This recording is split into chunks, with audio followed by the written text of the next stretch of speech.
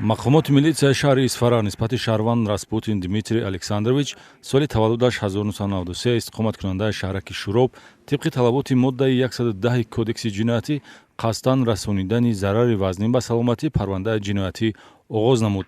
гумонбаршуда Распутин ҳамзисти 40 солаи худ Людмила Собелеваро бо истифода аз корди хоҷагӣ 3 маротиба зада маҷрӯҳ намудааст.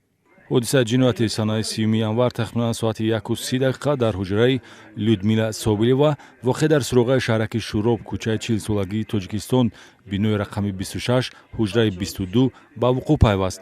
таври тафтишоти пешакӣ иттилоъ медиҳад ҳар ду иштирокчии ҳодиса дар ҳолати мастӣ қарор дошта нофаҳмӣ ва баҳси лафзӣ ба моҷарои хунин печида гумонбаршуда Дмитрий Распутин бо мақсади қасдан расонидани ҷароҳати ҷисмонӣ ба саломатӣ корди хоҷагии болои миз бударо гирифта ба аъзои бадан асосан қисмати шиками Людмила Собелева мезанад. Дамҷа задам. 2 маротиба дамҷа задам. Кадом ҳолатанда задӣ? Ҳолати мастӣ монда. Ҳоли мастӣ буд?